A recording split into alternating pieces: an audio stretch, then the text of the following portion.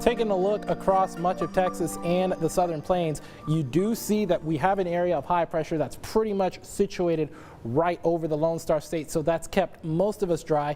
We still have seen one or two isolated showers, mainly in areas south of Interstate 14 in Bell County, places just to the south of Belton, maybe the Salado area getting a bit of a quick rinse, but other than that, we're pretty much looking at those mid to upper 90s pretty much across much of our region, and winds coming out of the southeast. That means we're getting that moisture coming off of that Gulf of Mexico, and that could become a common theme, and that could be very important because we have a frontal boundary that's going to be coming in, and I'll tell you more about it in just a bit. But temperatures for tonight, we're only going to get down to those upper 70s. Some areas might not even get below that 80-degree mark, so it's not only going to be warm, it's going to be a bit on that sultry side as well, and you're going to really feel it because the winds are mainly coming out of that south at 5 to 10 miles an hour. That's not very quick at all, and so you're really going to be feeling that humidity, and it's really not going to feel all that pleasant outside. And it won't be later on tomorrow afternoon. It could hit the hundo for our first time in 2021.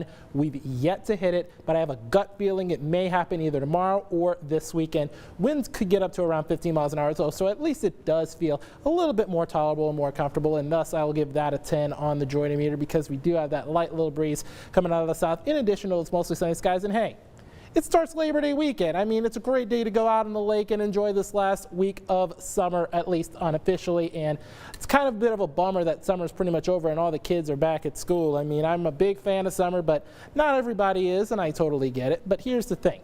We do have a possibility of maybe a few isolated thunderstorms because a frontal boundary comes through as that high pressure system that I just showed you moves on off into that Gulf of Mexico, and we get some of that moisture coming in because we're going to be on that northwestern edge of that high pressure system, which means we are going to start to see some of that southerly flow coming in off of that Gulf. And with that frontal boundary in place, that's where we get chances of a few of those isolated thunderstorms. And I'll give that a 20% chance, maybe a few scattered thunderstorms. But other than that, we're going to be partly cloudy, and it's going to be the coolest day of the next 4 with highs only getting to those mid-90s before we get right back into those upper 90s once again. Maybe an isolated shower or storm on Wednesday as well. So a pretty hot next 7 days across central Texas. But what else is hot? Your sports. And we could talk a little bit more about that, including Nikki Lattarulo live down in Pflugerville right after this break.